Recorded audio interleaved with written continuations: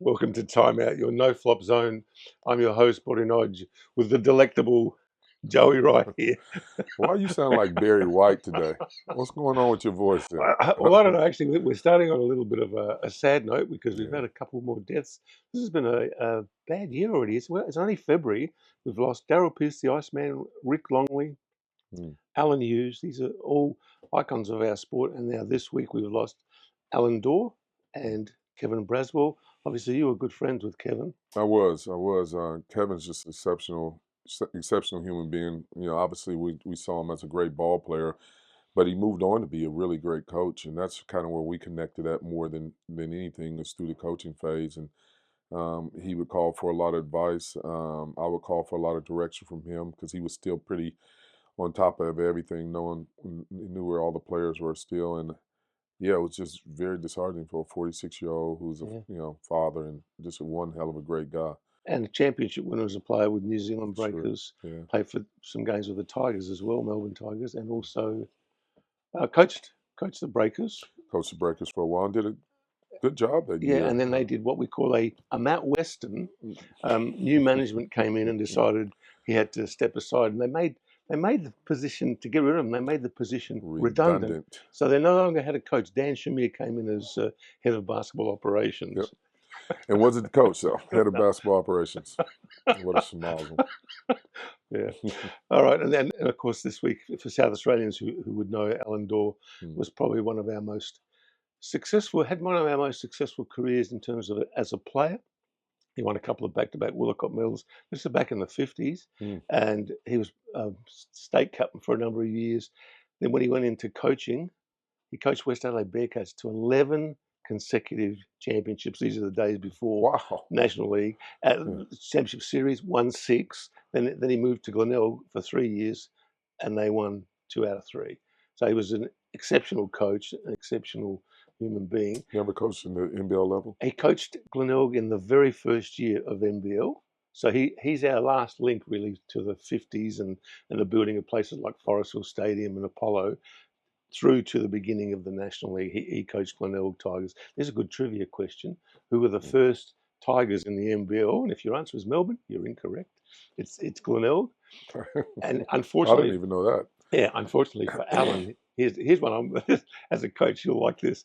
They were raising money to play in the NBL. It was an expensive exercise, so all the players got together and they all paid the same amount of money towards the trips. Oh. Which meant on the road, everyone had to get equal playing time. Which means on the road, their record was 0 and whatever. And they had to bust their butts in Adelaide to try and win as many games here as they could. So how would you go with that as a caveat to coaching? It wasn't far off. It wasn't far off in some situations. Trust me. When I paid for the trip myself, so that was even worse. Well, but Alan was a great man. Played for Australia. Was selected for the 1960 Olympics. They unfortunately didn't qualify. They didn't get out of Bologna, the qualifying tournament. But he was in our best 12 at that time. And yeah, it's a loss. But at 91, it was probably less of a surprise than Kevin at half that age. Sure. Yeah, for sure. Yeah. So let's move on to something a little chirpier. We've got the semi-finals starting this week. Yes, can't wait, man. 2 weeks, no basketball. It's been killing me. Tonight, Melbourne, Perth. It launches tonight. Yes. What's your take? Who's winning this one? I'm gonna roll with Melbourne on this first one, just because they're playing at home. Perth has a good record of going down there getting Melbourne early. Yeah. But I think Melbourne will win this one. What do you think? I think the same, and I think it's interesting that Perth have no fears of Melbourne, but Melbourne has no fear of RAC Arena. They're happy to go into Perth and quite often win there. Yeah. So this is an interesting series because it's not like the home venue is that massive an advantage. I like Melbourne because I trust them more. I just trust them. I'm a trusted at home right now. You know, playing first game, I'll trust them in that. Now I will say this: sitting out for a couple weeks for any team, that'll be interesting. These are two teams that are have sat out for a while, so yes. I think it'll be ugly early, and whoever gets fixed ugly early will probably win. So how important is it that they shut down Bryce? Is it important to shut him down, or because there have been games where he's shot a lot of points and they've still lost? So Yeah, I mean, it's definitely important to slow Bryce up, okay? Because if you don't slow him up, he'll keep going. He's just going to. So I'm thinking you're probably going to see at least a 25-piece, 30-piece from Yeah. Bryce. I think you'll see a 25-piece, 30-piece from Goulding, regardless of how many shots it takes to get there. Yeah. But I think those two will step up, and we'll see what happens with the others. Supporting cast is important. Who do you put on Keanu Pinder? That's a tough matchup for Melbourne. That is a tough matchup for Melbourne. I don't think they really have anybody that can guard him when he's going. Lowe can't guard him when he's going. White? Then your balance is White can, but he's probably needed in another position. Yeah. So Doolittle. Yeah, Doolittle. Yeah, I think that's a good matchup right there between White and Doolittle. And White definitely has to step it up. I've been a bit disappointed in his season so far. Yeah. So playoffs is a good way to eradicate all our memories and go in there and play well, and that's the last thing we remember. Okay, then they're playing game 2 already on Saturday. Like, so basically they play tonight, fly tomorrow, back on the floor on Saturday. It's a really very quick turnaround time. You've been in this situation. Is that the way to get optimum performance out of everybody? Yeah, I mean, they rest in between is fine. I mean, they'll be on the handle. I think it'll affect Melbourne a lot more than it'll affect Perth, just on the time zones. But I think that's fine. You ready to play? Like it's playoffs. You ready to play and win, or play and go home? One of the two. And what do you think it'll be? Like if Melbourne go into Perth 1 up, do you think they wrap it in 2? No, I don't. You think it's going 3 games? Yeah, I think it's going 3 games regardless. I think both series will go 3 games regardless. So that takes us back to next Tuesday. So that'll also be before we're on air again. So what do you? It's really hard, isn't it? Without seeing the games, it's hard to predict. It's just literally guessing, and that's reality. You got at this point in time, you got 4 really, really, really good teams that have decided to focus, lock in, play together, be coached, and anything can happen. Although all 4 of those teams are capable of winning the championship, and all of them are deserving of winning the championship. Yeah, sure. I still favour Melbourne, and in the opposite series, I'm favouring Illawarra because as it's fallen. The teams that finished 5th and 6th, they got knocked out. The teams that finished in the top 4 are the semi-finalists, as it should be. And now I sort of expect Illawarra and Melbourne, 1 and 2 all year, will be our grand finalists. That whether it's 2 or 3 game series, I don't know. Melbourne's a good team, and obviously they're well coached, and obviously the owner of the league owns them and pays the refs and all that stuff. And I don't know if that'll ever play a factor in what's going on. What on earth are you saying? But I'm just saying it's a lot of people on Melbourne's side. Okay, but there's not many on Illawarra's side. Not many on Illawarra's side. I think they would be very happy to see Illawarra knocked out because your alternatives then are you're going to have South East Melbourne, which is John Cain Arena, Melbourne, which is John Cain Arena, or Perth, which is RAC Arena, as opposed to 5,000-seat venue at Wynn Entertainment Centre. Yeah. So you think that's a factor? Because we talked last week about getting ready for referees as well as opposition teams. It's been weirder things that's happened over the years. Yeah, like now. Like right now. Okay, so how do you see Illawarra South East Melbourne going? That starts Friday. Illawarra Southeast Melbourne. Southeast Melbourne looks really, really solid. They look good. They're adding one player back in, Derek Walton Jr.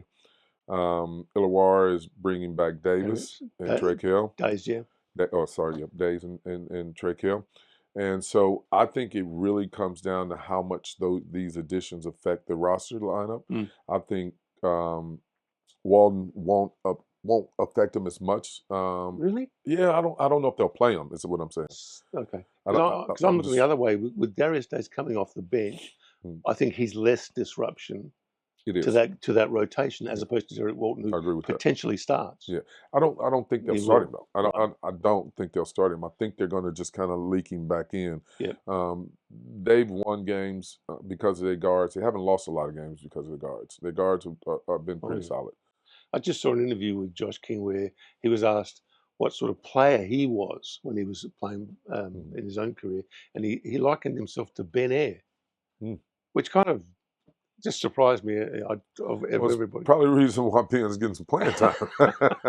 That's probably why he's getting some playing time. I think when King probably took over the position, maybe with some noise about not playing Ben. And what I noticed is he wouldn't play Ben when they were up 20 with a couple minutes to go. He wouldn't put him in there. But if he needed him to win, or if he needed him to help win, he played him. That's interesting though, Joe, because if you got a player that you respect, as somebody who can be part of your rotation, as Ben Eyre has proven subsequently, then does it disrespect to throw him in for 2 minutes when you're beating someone by 20? Is that sort of like Oh yeah, I mean, garbage time? I would set a bench on a lot of teams. I want to play no matter what. Okay. If No, it was that's what 5 I'm asking. minutes, 5 seconds, I want to be on the court. I want to at least pull off my jersey and get out there and at least get a shot up or a foul or something. Okay. So yes, I would play them. All right. Okay. So Illawarra wins game 1. I think Illawarra wins game 1. Southeast Melbourne wins game 2. Yep. And again, toss up in game 3. Yeah, geez, these are potentially 2 really good semi-final series. Yeah. But ultimately, I still think it should finish as an Illawarra Melbourne grand final series. And who you think's getting that one? Oh well, Illawarra would get home court advantage in that instance. So home court advantage, officiating. I think there are a chance. So you're saying officiating plays a part? I think you have to prepare. And for Justin Tatum, that is a little bit of an issue because he can get agitated and get a bit too caught up in it. You've got to be able to sort of go, yeah, that's over there. I can't do much about it. Let's stay focused because his team is so in tune with him. They are. That if he's losing it, they start to lose it. They are in tune with him. They're a good bunch. I'll tell you, the last couple of years watching someone coach and watching that team and how they respond and seeing someone like a Sam Frawling who is, not necessarily supposed to be the best athlete and just absolutely dominates with just hard work and high IQ and just absolutely dominates the game. So that's rewarding to see in itself. Right. It was rewarding to see Australia sneak past Indonesia, and just get over the line against Thailand. Got to say, I said it here last week, I think. Pretty sure I've written it a couple of times. I wondered if Jacob Chance could go 3 minutes without making a sub against Indonesia. 3 minutes, 180 seconds was the challenge. 7:06, 2 minutes and 54. He couldn't stop himself. 2 subs, then they had to come. Indonesia. What is your deal with no subs? I'm happy to sub, but you've got to let a quintet get some rhythm going before you say, here I am, look at me, I'm the coach, I'm doing things. Yeah. Shut the hell up and let your guys play. Yeah. Do it on a training track. Look, we like to let them get rhythm, but when I'm watching a player go into a game, I'm watching him to see if he's playing himself in rhythm. And if I don't see him playing himself in rhythm, then I'm going to bench him. I don't care if that's in 1 minute, 2 minutes, or 3 minutes. If I determine that he hadn't, and what I mean by playing yourself in rhythm, you got to get out there and sprint the court. You got to work your spots. You got to come off screens hard. You come off handoffs hard. If you're not doing that stuff, not interested tonight, let's get somebody else in. Everybody wearing that green and gold in that 2 minutes and 54 seconds before the subs were made were busting their humps, getting up and down the floor. We're playing for Australia. We don't know if we'll ever get this opportunity again when we have Australia A, not Australia D, E, or F. I'm not with that. You know what? I missed the game, so I can't. You didn't tune into the 2 blockbusters? No, I didn't. I'm sorry. Combined winning margin more than 100 points. So really worthwhile series. Okay. Speaking of which, Adam Caporn seems to have jumped up into favouritism for the Boomers, coach. I'm hearing that. That'll be a wild card if it is such a thing as a wild card as an assistant coach. I'll be very surprised, but hey, if you get it, Caporn, hats off to you. Knock it out. He drew up the last play against Germany at the World Cup. We didn't get a shot off. He drew up the last play against Serbia at the Olympics. We didn't get a shot off. We're talking at the end of overtime, not Paddy's one before overtime.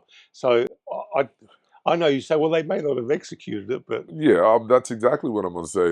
They may not have executed. I'm sure what he drew up on that board was to get a good shot. I mean, he ain't practiced those plays for the last 5-10 years without knowing that they work. But if you can't get a good shot up, not once but twice in crisis situations, then it's sort of like, well, I'm sorry, Andre Lamanis, who many people will bag as a past Boomers coach, right? He drew up a play against Russia, and those boys, when they walked back on the floor, they knew exactly what they were executing. Got an open shot for Paddy, 3-point, they beat Russia. You're narrowing that down way too small. We're talking about one play versus 2 plays over the course of an entire Olympic series. Nah, important plays. I remember. I like Adam. His abilities, what he can do, is still unyet known. So I will not sit on there and try to judge this young man. Will he get it? I don't know, but the names come up every week. Yeah, media I have sort of- heard that name though. Yeah. I have heard that name. Righto. Okay. All right. We're moving on now to some viewer topics. And Ballaholic, who's becoming a regular on the show, Okay. he has to be on the payroll soon. He says, do you guys like Chase Buford as a candidate for Brisbane Bullets? He won 2 championships with Sydney and was able to do it with 3 new imports in his second season, which, hats off to him. Yeah, hell yeah. Like if Brisbane can get Chase Buford, that's huge. Yeah. I'm surprised Chase hasn't landed a job higher in the NBA. Right. And I think that's probably what he's looking for. But if Brisbane could land Chase Buford, it'd be a huge get. Okay. With the NBL 1 season approaching, is there a player that you've identified should be getting an opportunity for NBL 26? Like, is there someone out there that's... Well, Alex Madgen is one of the best talents to me that's outside of the NBL right now. Right. When we talk about a point guard that's able to, score on the rim, mid-range, and hit the 3-ball, he's worked on his game. He's matured and grown. I think any team to pick him up is going to have a great opportunity. Is he back in Adelaide now? He's actually playing overseas right now in India. He's Right. played a little bit in Malaysia before that. But he's back here March 3rd, and he'll be looking for something. If it was 2019, I'd be recommending Alex Starling. But it's not. All right, here's a good one. I'm sure you'll like this one. Is there a player, past or present, that is the most underrated? For Ballaholic, it's Dusty Rychart. He says he wasn't flashy, he wouldn't boast about it, would just quietly go about his business. And by halftime, you look at the score and he had 18 points and 9 rebounds. Did you feel Dusty, or you wouldn't have thought he was underrated because you had him as a I player? rated Dusty Yes, huge. Now, yes. the rest of the people may not have over him, Yep. so that statement may very well be true. But me personally, having Dusty on my team and coaching for 2 years was exceptional, and he was one of the reasons why we were successful. His ability to go out and get 18 and 12, and you look at the score sheet afterwards and go, what? When he first came, I ran a play for him, and we ran the play, we go out, we screwed it up, and then Dusty comes back in, he said, hey, whatever you do, never run a play for me. He goes, I'll just go get it. And I was like, enlightening. And at that point, I never had a player ever tell me that before. Yeah. So I was like, what does he mean by that? And then I got it. After coaching him for Yep. a while, I got it. He wants to sneak in and get the old board and put it back up, Yep. And run down the other way very silent. He ain't fist pumping, he ain't doing nothing. So he was exceptional. He was just great, just a great human being as well. We loved him here in Adelaide as a 36er, and he played for North Adelaide Rockets, won a championship. He might have won a medal as well. He was certainly not underrated here. Who got him? What happened to him? Why did he leave here? I think you guys got him, didn't you? That's right. Yeah. We came in and snatched him. Snatched him away. I will give that was Eddie Grove's pick. I will say that. Yeah. He came in. He was very adamant because Dusty used to absolutely light us up when we played against him. And I told him it's really because we don't have anyone to guard him, but I too like him. So let's go after him. Yeah, he's a good size too. Good sort of mid-range size. Mid-range size. Yeah, a lot hard to of match the imports. Those tweeners, the 6'7", 6'8" guys that could play a little bit on the perimeter, facing up, a little bit back to the basket. And that was Dusty. Yeah. See, I'm different on underrated players because I figure a lot of players are underrated when they start, but by the time you notice them, and then they're no longer underrated. I'll give a great example: Shayley. Yeah. When he started in this league, that's Shayley. Oh, he's not a bad player. Oh, he's got best of it. Like there's a progression as you actually recognise the guy's talent when he's got an opportunity to play. So I think being underrated is overrated. Yeah, well, I'll give you that. Sean McDonald will be one that we, that will ease into a spot and we go, okay, this he's one of the best players in the league. And, right now he's probably not getting that attention. Scott Roth has indicated once his contract is finished, he might retire. Any coaches Tasmania should be thinking about? Ballaholic likes Paul Henare. I mean, I like Sean Dennis, but I like Paul Henare as well. Yeah, either one of those guys, you can't go wrong. Paul Henare and Sean Dennis would fit that mode, that battler mode down there in Tasmania. It'd be a shame if Scott did retire. I don't see him retiring. It might just be rhetoric. Going somewhere else. Yeah, it might be rhetoric for I'm not coaching here again. Well, it'll be interesting to see what Scott Roth does, given that Tasmania is under new ownership with this group in Brisbane. I mean, you've been through ownership changes, many of them. Ownership changes affect the roster. It Sure. affects the roster, which affects the wins and losses. We obviously, when I was here in Adelaide, I think we had 3 or 4 ownership changes in my 8 years Yep. here, and each one of them definitely affected the roster and our ability to win games. So it's a big, change when you move ownership. It changes everything. You look at Dallas, ownership change, and all of a sudden Luka's not as protected. Cuban, who was a partial owner, not the dominant owner anymore, comes back and wants to have influence to keep Luka and still couldn't keep him. But having ownership or different owners is definitely going to affect you. In Tasmania, having a group from Brisbane who's not from Tasmania, probably not the best thing. I think they're trying to bring in a different GM there, and I know Scott makes a lot of the decisions there as well. So, yeah, it'll be interesting to see what happens. It's supposedly a $35 million sale. I have trouble believing an NBL franchise is worth 35, or in the case of Perth, when Larry purchased 10% for $4 million, that therefore it must be worth $40 million. Yeah. Look. I know I can't say what they're doing because but for me, when I evaluate, I've been a businessman for the last 25 years. All right, when I evaluate asset, it has to be future earnings potential, current earnings potential, assets. Where we get $35 million from if we don't have assets, we don't have current earning potential. And we obviously have some future earning potential if it goes, TV, free to air and so forth. But right now it's not. So I just can't understand where you can evaluate and come in with a $35 million figure on anything that doesn't have anything.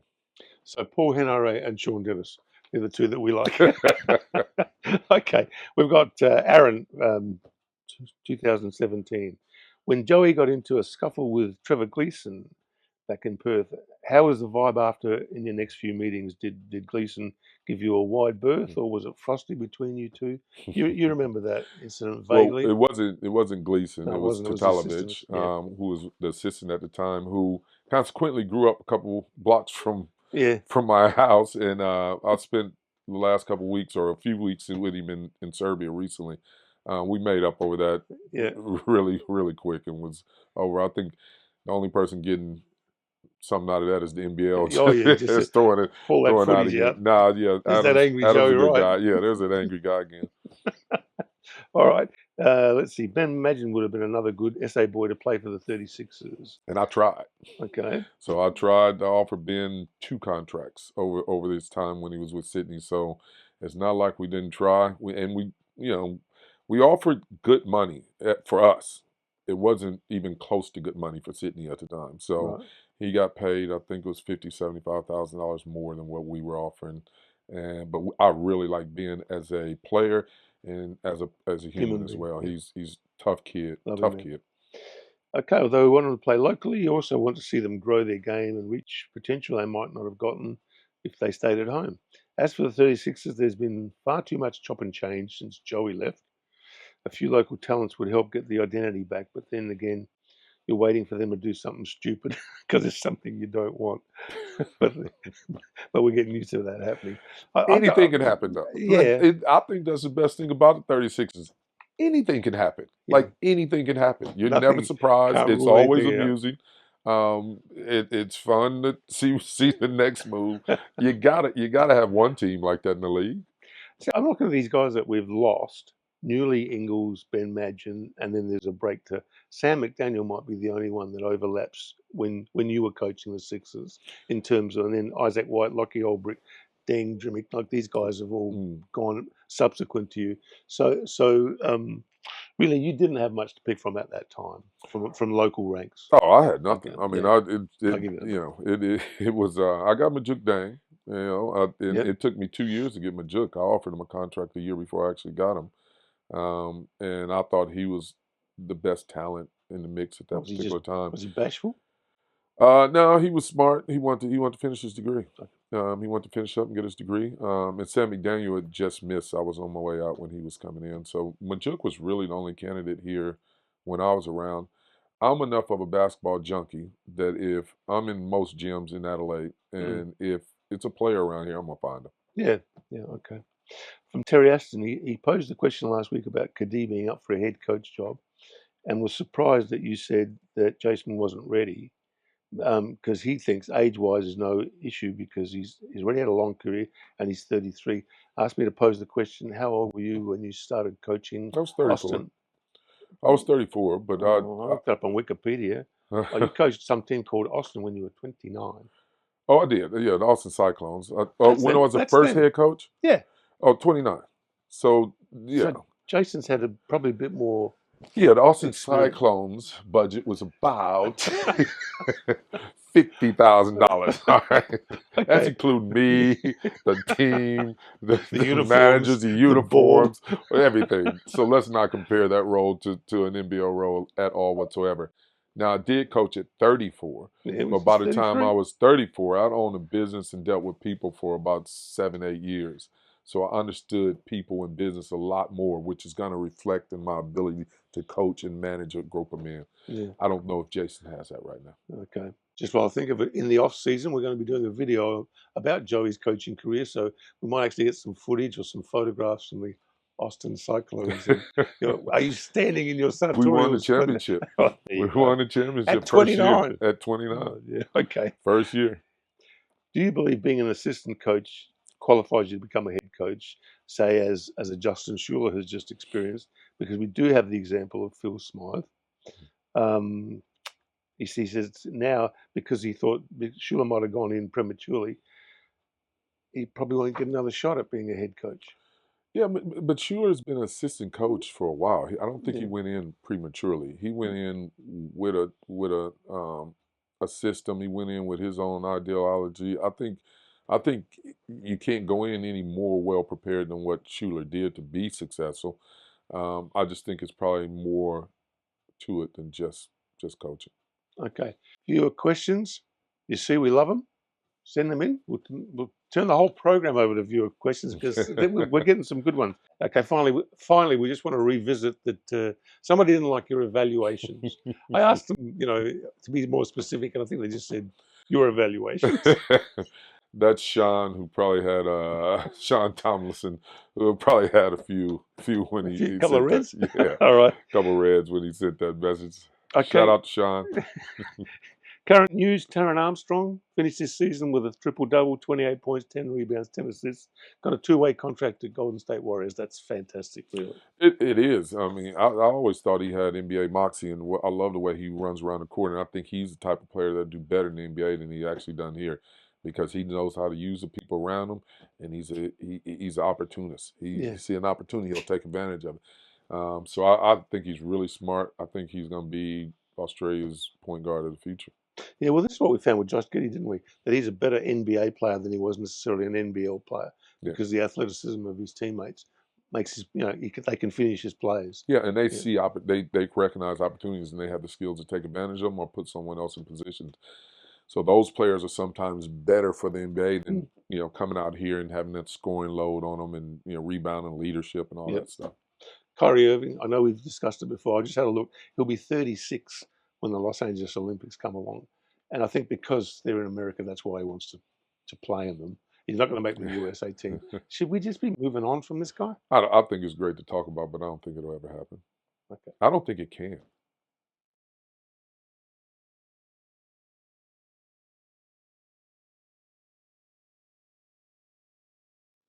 Okay, we're back, and we don't want to be one-dimensional. So here's the sure thing for this week. What is the sure thing, the absolute, the punters can go, yep, what do you reckon of the games coming up? Bryce Cotton getting 30. In which game? In the first game. Bryce will get 30 in the first game. Yeah, sure thing. Bryce will get 30 in the first game. Sam Frawley to get 25 in the first game. Guaranteed. Okay, I'm thinking Trey Kill tickles a triple-double. Tickles a triple-double. Gets close. All right, let's see. Let's wait. Well, that's it from us this week. Goodbye.